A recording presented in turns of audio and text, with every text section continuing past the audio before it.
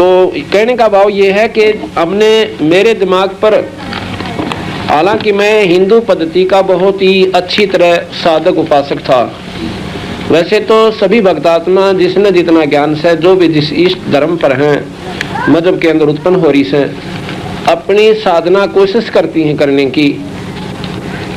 लेकिन जब ये बातें मैंने शुरू में सुनी कि राम और कृष्ण से ऊपर बहुत बड़ी प्रबल शक्ति है, शक्तियां ये भी हैं, नकारा नहीं किया बंदी छोड़ने। यह एक बात मुझे खास पसंद आई इनकी कि इन्होंने नहीं कहा कि ये कुछ भी कोई ना, लेकिन जितनी 3 लोक के शास्त्र, गीता जी, भागवत, रामायण, महाभारत और वेद जो उन्होंने लिखा, कबीर साहब उनको कति सत्य मानते हैं कि ये बिल्कुल सही है।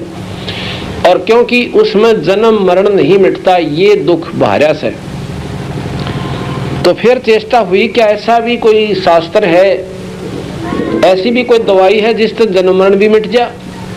तो चलो ये शास्त्र अनुसार, इनके अनुसार तो हम साधना कर ही रहे हैं। और साथ में विवेक होया कि आज में हम हिंदू हैं और मेरा शरीर छूट जा, पुनर्जन्म होना ही होना है।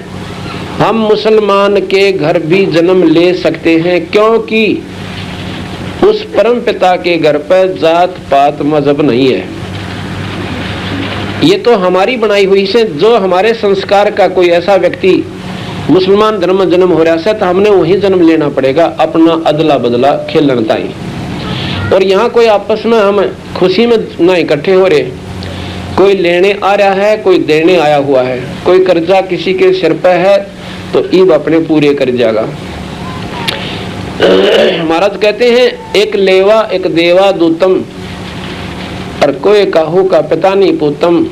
ये ऋण संबंधी जुड़ा एक ठाठा, अंत समय सब बारा बाटा। एक बार कहते हैं 2 भाई थे। जो बड़ा भाई था वो काफी आयु का हो रहा था, यानी 30-35 वर्ष का, और 25 वर्ष के आसपास की आयु थी। और दूसरे, उसके पिता ने दूसरी शादी करवा ली थी। वो पत्नी बचपन में ही मर गई थी उसकी। तो दूसरी शादी जब करवाई तो दूसरी औरत से, यानी उस बड़े भाई की मौसी से एक लड़का फिर उत्पन्न हुआ 10-12 वर्ष के बाद। यानी उन आपस में काफी भिन्नता थी आयु की। और अच्छी जमीन थी, बढ़िया काम था, बड़े भाई की शादी हो चुकी थी। एक बार क्या हुआ कि वो छोटा भाई जो था बीमार हो जाता है, मौसी वाला लड़का बीमार हो गया। तो काफी इलाज उलाज की भी कोशिश की। अंत में दोनों पति पत्नी, यानी भाई भाभी, उस छोटे भाई की बतलाने लगे आपस में। कहने लगे कितने पैसे ला दिया हमने, यो ठीक भी ना होता। और फिर विचार आया कि क्यों ना इसकी टिकट कटवा दें, डॉक्टर ने कह के, और इसको जहर का सुआ लवा दे। किसने बेरा पाटा है, कौन जाने इन बातों में। सोचते दवाई बीमार था, मर गया, कट्टे रहन टंटा मेटा, रोज बादशाह बोलने हमारे को देखा जनता। अब यह बात उसने भी स्वीकार कर ली। 1-2 बार नाटा अगीसा जुल्म कराया करें, उसने रोज कह देना 1-2 बार, और वो जहर जो है वो बात का अंतःकरण में जरूर जमा हो जाए।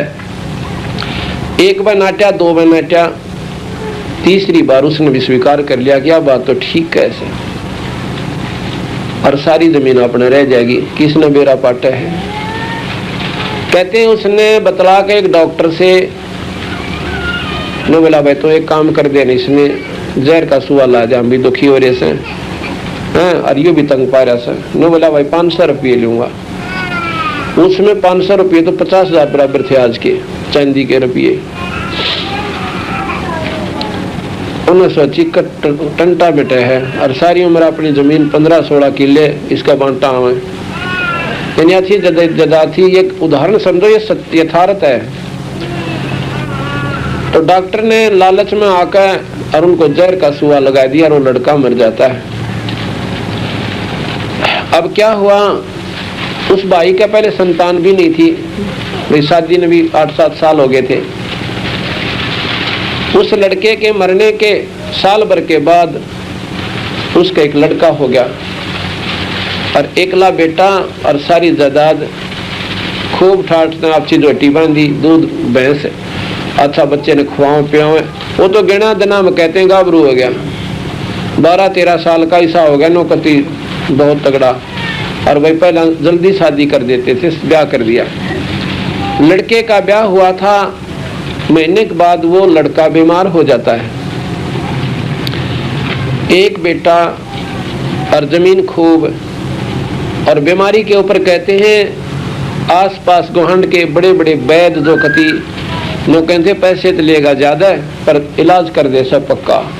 तो वहां पहुंचे कि पैसे कितने ले ले वैद्य जी, मेरा छोरा जीवित होना चाहिए। इतने पैसे बर्बाद कर दिए को 2-3 साल तक, 2 साल में के पूछे मत ना। इतना फूक दिया कि जमीन भी बेच दी, 5-7-10 किले भी बेच दिए। पहला जमीन की बहुत कम कीमत होया करती थी।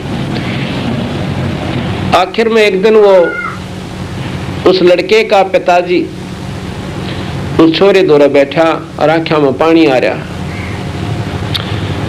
अन्नो रोए भगवान ये हमारे गल कौन बनी, अरे भी वो लड़का मरेगा क्योंकि दवाई काम करना बंद करेगी। वैद्यों ने भी कह दिया भी देखो ये इस बीमारी की इतनी गजब दवाई है, आज तक कोई इसकी दवाई मतलब इसी खतरनाक बीमारी भी कोई ना, पर दवाई काम ना कर रही, यह बात नहीं समझ में आ रही हमारा। तो उसने कहा, अब विचार कर रहा था कि अब इसका अंत समय है फिर, और तो कोई बात को ना दिखती। उस समय वो लड़का सामने बैठे हुए अपने पिता को कहता, भैया जी अब भाई कहा, और उसकी आवाज ऐसी आई जैसे इसका भाई मरा था। वो नौकी ने आवाज आई तो वो एकदम चौकन्ना हुआ कि भाई की आवाज कहां से आएगी। वो फिर बोला, भैया जब देखा कि लड़का बोला है, मैं बोला ना बेटा मैं तेरा बाप सू, अब छोड़ बावड़ा के इधर इन बातों में, कौन किसका बाप और कौन किसका बेटा, यहाँ पे मैं तेरा भाई हूं और वो हूं जिसने जहर देकर मरवाया था। तूने मुझे जहर देकर मरवाया था और आज मैं वो अपना बदला लेने खातिर तेरा जन्म लिया। और ये इतने पैसे बाकी रह रहे, लाकड़ियां के और कफन के, अपना हिसाब चुकता हो जाएगा और कर ले इकट्ठे, पहले आध घंटे में मैं शरीर छोड़ दूंगा। उसका आए पसीने, अब नो तो मेरा पाट गया कि तेरे कर्म का फल सा भाई। और लड़का को ना जवान बच्चा हो गया, और बच्चे होना कोडा मेट हुआ है यानी वंश नष्ट, और जो कुकर्म किया था वो सामने प्रकट हो गया। अब वो विवेक से काम लेता है। मैं बोला भैया बात बिल्कुल ठीक से तेरी, भाई मैं नीच आत्मा था और अपने स्वार्थवश होकर मैंने आपको मरवा दिया। भाई मैं तो अपने कर्म का दंड भोग लूंगा, क्योंकि जिसका जवान बेटा मर जाए उसका पीछे रह भी के जा सकता, जैसे समाज मानता है। और दूसरी बात यह है, भाई एक बात बता दे मुझे, जो तेरी पत्नी है इसने क्या खोट कर दिया? अब क्या है कि यह जीवित फूकी जाएगी। पहले सती प्रथा थी, सती प्रथा थी कि पति मर जावे उसकी गेला उसने सती होना पड़े। इस बेचारी का क्या कसूर है जिसने अब जलना पड़ेगा जिंदगी?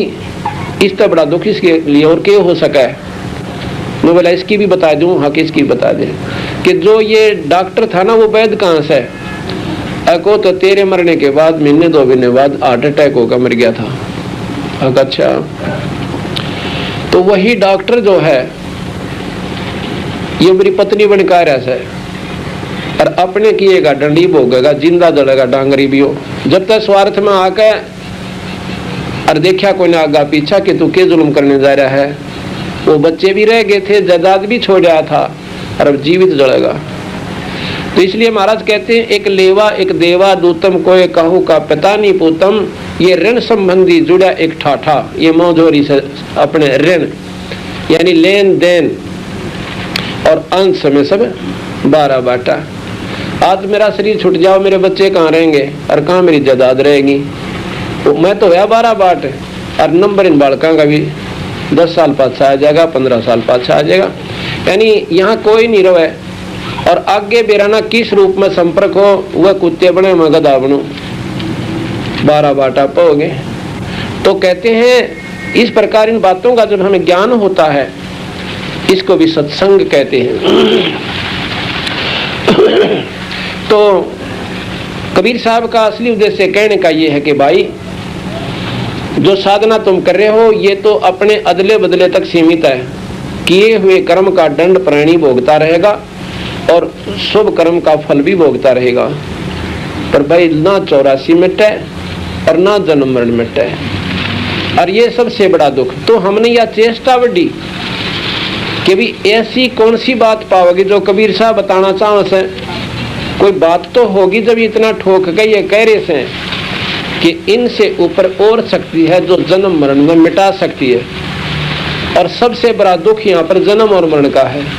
आज देखो हमारे सारे बच्चे भी हैं और बैठाठ हो रहे हैं और इतने सुख महसूस कर रहे हैं हम अपने आप में, जिनके पास सारी सुविधा, जैसा उनका अपना विचार से संतों की दृष्टि से सुखी नहीं हुए, क्योंकि कैद में सुख कौन मान लेगा। और इसी बूंदी कैद इसमें नो बना बेरा कब यहाँ से के कर टूट जा। तो और कल मेरा शरीर छूट जावा तो या ठाठ गए, ये बच्चे भी जाएंगे। अंत में मैं जब मरती हाना इस प्राणी का हाल देखा है, कोई नो बता देना तेरा असाध्य रोग हो गया और कैंसर बन गई या कोई और ऐसी बीमारी की इसका इलाज कोई ना, और फिर उस बच्चे के उस व्यक्ति के विचार सुने, उसके मन की भावना देखे। अगर मेरे को कोई ऐसा कह दे तो फिर मेरे बारे में देखना मैं कैसे विचार पाऊंगे मेरे। इतनी जैसे वो जायदाद औलाद इतनी याद आवेगी, अरे मेरे बच्चा का क्या बनेगा, मेरी जायदाद ने कदे बालक पाछे तो खराब ना कर दे, इनका कौन रखवाला होगा। ऐसी ऐसी चिंता मोर दूना जल्दी यानी खत्म हो जाएगा। और फिर मर के जहाँ आशा ता बासा हुई उन्हीं के मन मन बैल बन के आ जावे, और वही बच्चे फिर जोड़ के बैल में और उसके ऐसे मोटे मोगरे मारेंगे उस पिताश्री के, और पूरी चाल देखेंगे उसकी। हमारा कहे यूं दुख पाड़ तो बारा होगा तेरे जान ने।